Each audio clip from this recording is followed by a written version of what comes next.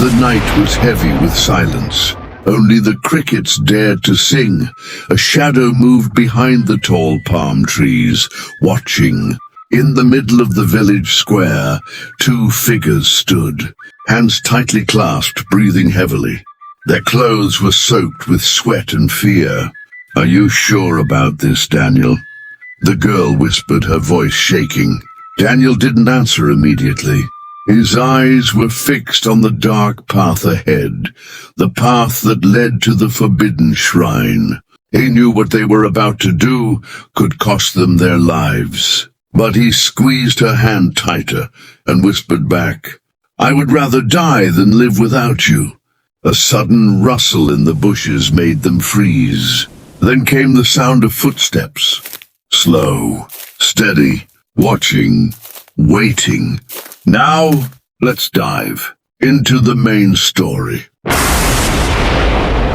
night was thick with silence, the kind that felt unnatural, as if the world itself was holding its breath. The moon hung high, casting silver beams that sliced through the trees, illuminating two figures standing at the edge of the village square. Their hands were locked together, fingers pressing tightly, not out of warmth but desperation. Their clothes clung to their bodies, damp with sweat, their breaths shaky. Daniel and Grace knew what they were about to do would change everything. 1,000 warnings rang in their minds, words spoken by elders, whispered by fearful villagers, etched in the bones of their ancestors. But love was louder, love was reckless, and love had brought them here. "Are you sure about this, Daniel?" Grace whispered, her voice barely a breath. There was no room for hesitation. There was no space for fear. The path ahead led to the forbidden shrine, a place none dared to approach at night. To stand before it and challenge the gods? Madness. And yet Daniel turned to her, his dark eyes full of fire. "I would rather die than live without you."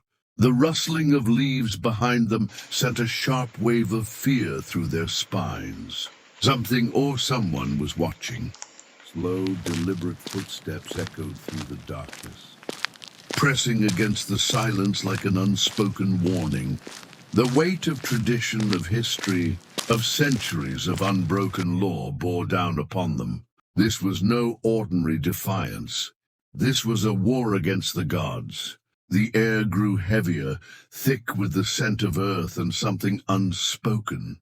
Grace clutched Daniel's arm as shadows twisted beyond the trees. Were the elders already upon them? Or was it something far worse? A gust of wind howled through the village, rattling the bamboo fences and stirring the night creatures into restless motion. And then, just as suddenly as it came, the wind stopped. Silence reclaimed the world, but they were no longer alone. Daniel and Grace had loved each other since childhood. Their laughter had once filled the village square, their feet racing through the fields, their hands brushing against each other in playful innocence. The riverbank had been their sanctuary, where they shared stories, whispered dreams, and made promises beneath the udala tree. But what had once been a bond of pure joy had grown into something forbidden. Love once innocent had become a crime. The village of Umukwe had laws older than the hills that surrounded it. The Isis family and the Nz's family could never be joined by marriage. It was a rule etched into the soul of the land, a command given by the gods themselves. No one questioned it. No one defied it. And yet here they were, standing at the edge of defiance, ready to challenge a law that had never been broken. Daniel had tried to fight his feelings. He had ignored Grace in public, avoided her gaze when the elders were near, and forced himself to walk past her without a word. But love is stubborn and love is cruel. It does not listen to reason. It does not obey tradition. One evening, as the sun melted into the horizon, Daniel found himself at the riverbank once more, watching Grace as she fetched water. She looked up, her eyes filled with unspoken words. "We can't keep doing this," she whispered. Her voice trembled, but not with doubt, with fear. Daniel stepped forward, his heart pounding. "Then let's stop hiding. Let's fight for our love." Her breath hitched. "You know what will happen if they find out." He reached for her hands, his grip firm, unshaken. "I would rather face the wrath of the gods than live without you." That night, beneath the Udara tree, they made a vow that would shake the very foundations of Umuokwe.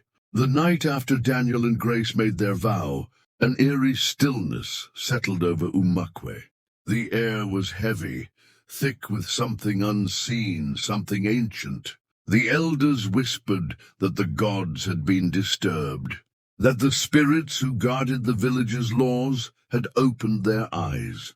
Daniel lay on his bamboo bed, staring at the thatched ceiling of his hut.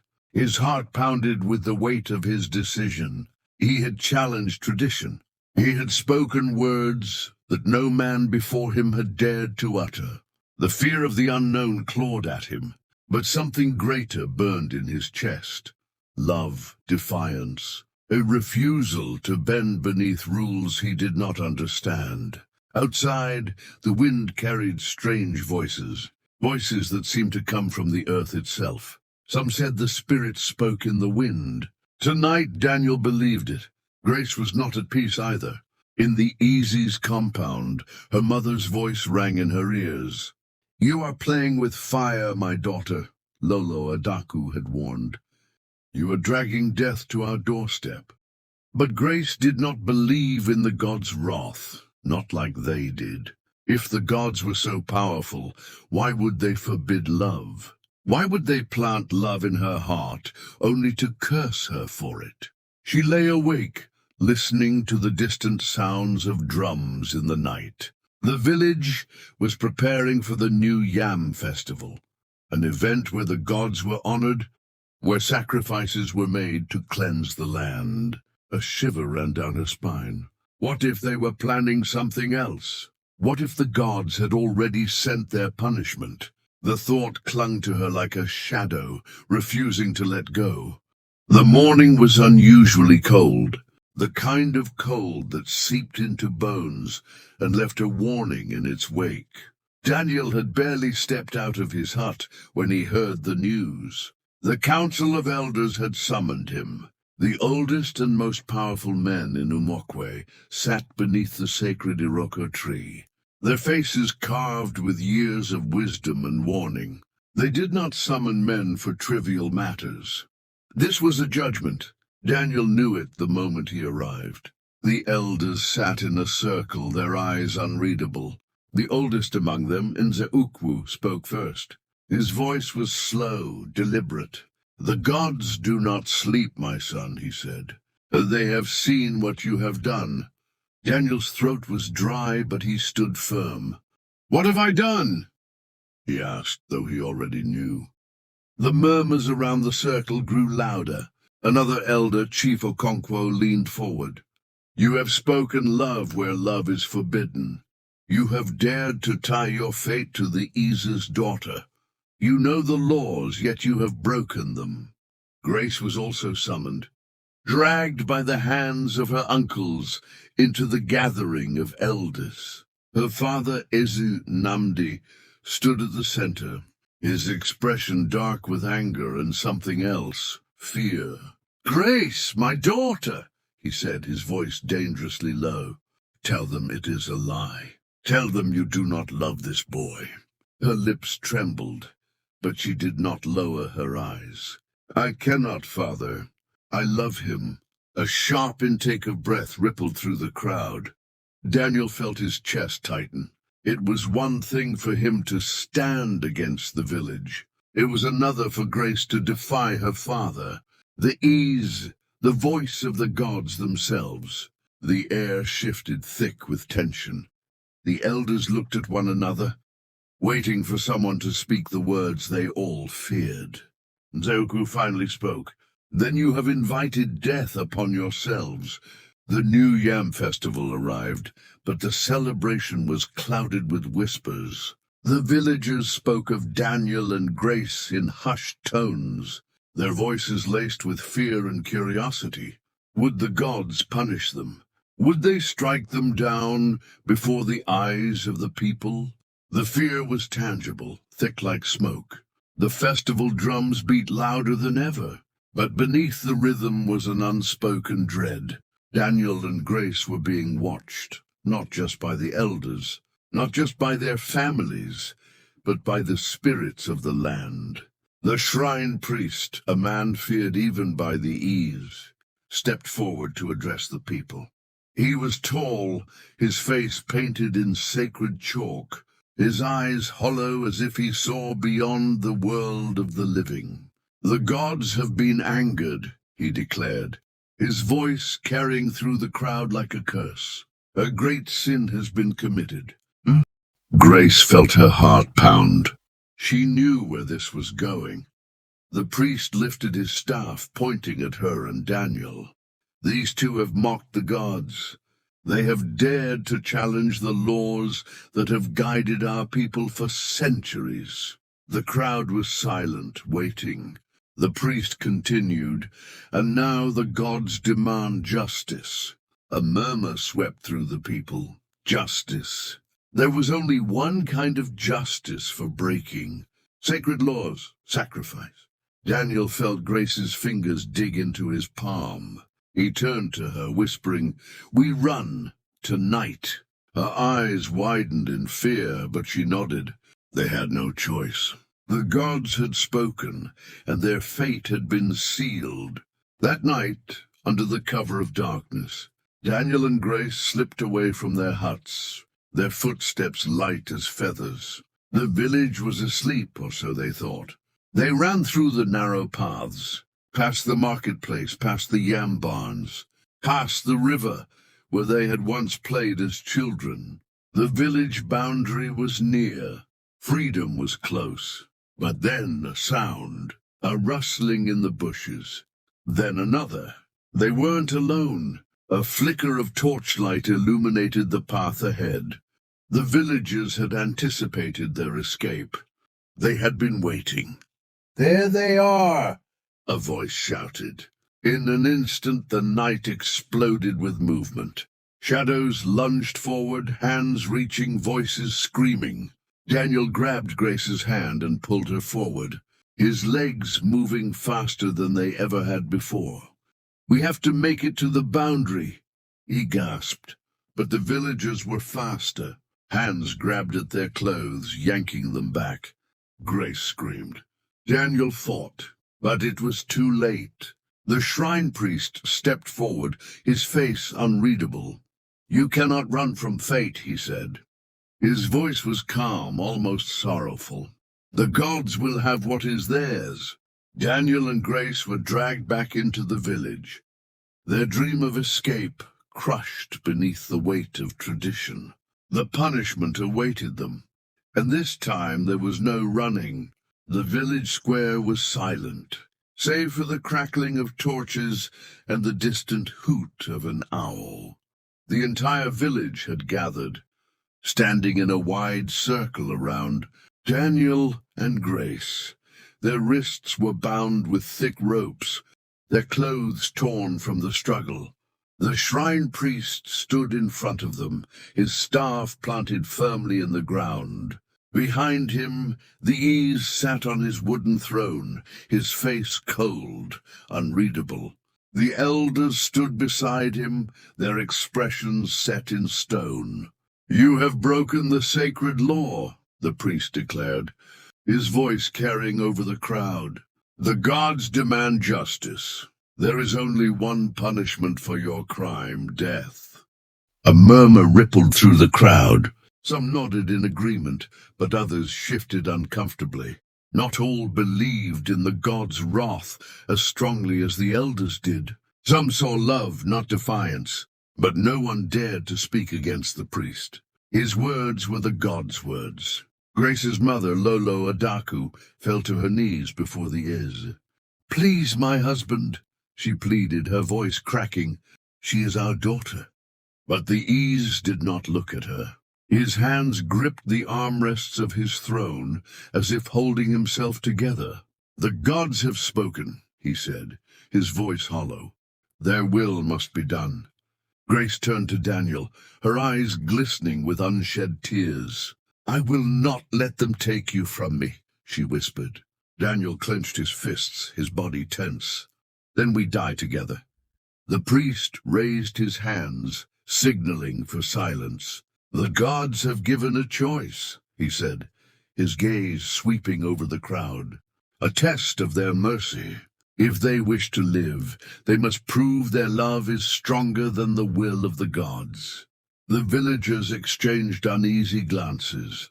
A test? Such things were rare but not unheard of. The priest pointed toward the forbidden forest beyond the village boundary. They will enter the sacred forest, the dwelling place of the spirits. If they survive until the first light of dawn, they may live. But if the gods do not spare them, we shall know they were guilty of blasphemy. The forbidden forest, a place where no man dared to go after dark.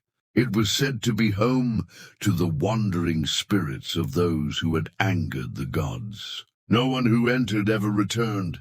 A shiver ran through Grace. This was not a test. This was a death sentence in disguise. But Daniel straightened his back, his jaw set. We accept, he said. Gasps filled the air. Even the elders looked taken aback by his boldness. The priest nodded, satisfied. Then let the gods decide. The ropes around their wrists were cut, but they were given no time to rest. The villagers ushered them toward the edge of the forest, their faces a mix of pity and fear. May the gods have mercy on you, someone whispered. But Daniel and Grace knew the truth. The gods had never shown mercy before. The trees loomed above them like silent watchers as they stepped into the forbidden forest. The moment they crossed the boundary, the air changed. It was colder, heavier, thick with something unseen. The sounds of the village faded behind them, replaced by an eerie stillness. No crickets, no birds, nothing. Grace gripped Daniel's hand. We shouldn't be here, she whispered. This place is cursed. Daniel pulled her close. We have no choice. They walked deeper, their bare feet pressing into the damp earth. Strange shapes moved in the darkness, just beyond the edges of their vision. Shadows that did not belong to the trees. A whisper brushed against Grace's ear, but when she turned, nothing was there. Daniel, she breathed. Something is watching us. A gust of wind howled through the trees, carrying voices soft, murmuring, calling. Daniel felt the hair on his arms rise. Keep walking, he said. But then laughter, childlike, high-pitched, coming from nowhere and everywhere. Grace whimpered. Daniel, we have to go back. But when they turned, the path behind them was gone. The forest had swallowed them whole.